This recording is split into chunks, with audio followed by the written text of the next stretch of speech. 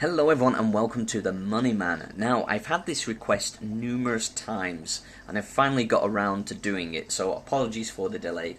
But what I'm going to show you in this video is a complete set of the previous series of Chinese Yuan notes. And we'll start off with the lowest denomination, which is the 1 Yuan note.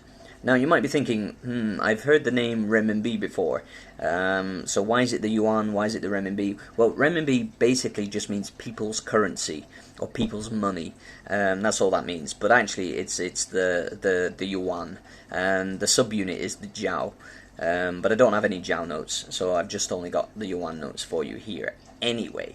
But this is the first one in the series, and this one was actually printed in 1999, and you can see if we look at the top left here, we've got the emblem or logo or sigil of the People's Republic of China, and you can see the 5 stars of the Chinese flag represented right there.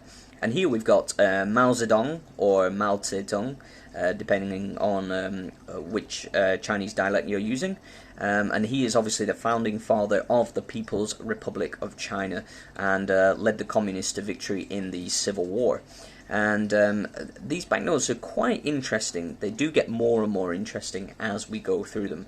But basically most of the watermarks basically feature plants. So if we spin it around and look at the back, now what we've got here is 3 pools mirroring the moon at West Lake.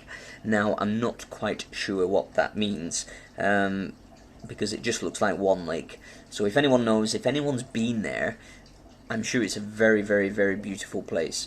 I would like to know more about this. It's quite interesting. You can see we've got a rather nice bridge in the back there as well. So yeah, that's the first one, the 1 Yuan note. Now, the next one is the 5 Yuan, and here it is. Now, I really like the colour scheme of this banknote. I think it's very, very nice.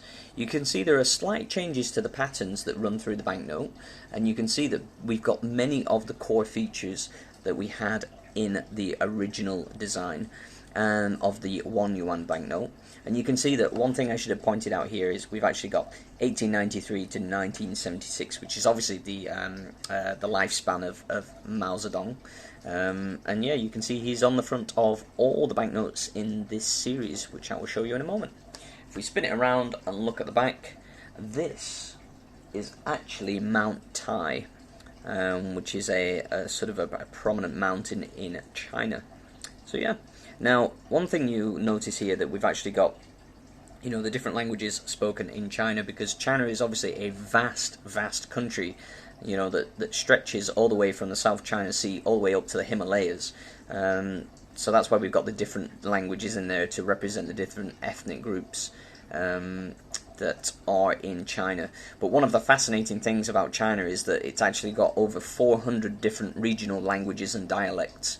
If you think about here in Hong Kong or in the general Guangzhou area, people speak Cantonese, but the official language of China is Putonghua, which is Beijing Mandarin.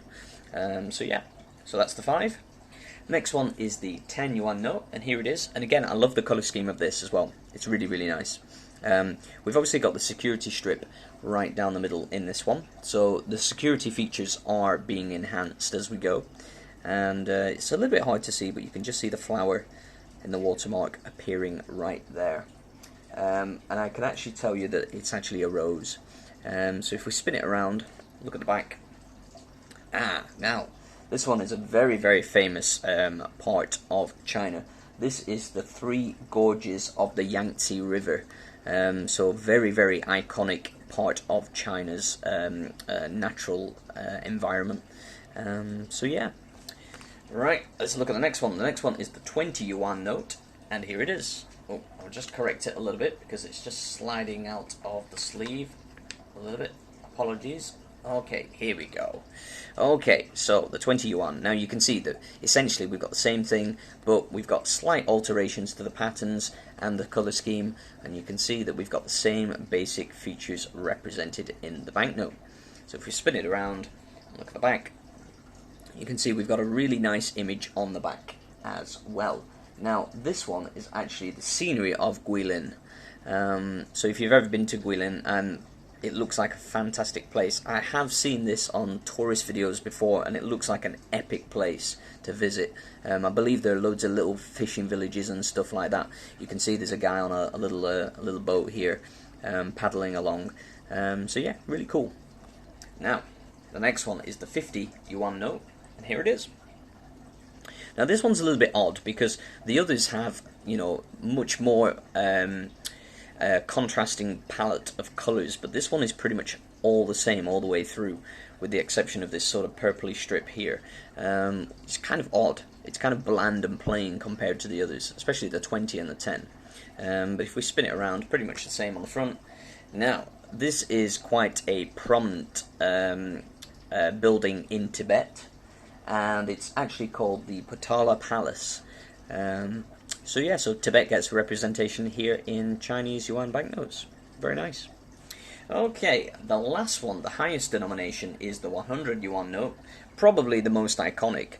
And obviously, being the highest denomination, it's got to have the national colour, which is pretty much red. And red is also an auspicious colour in Chinese culture because it's the colour of wealth.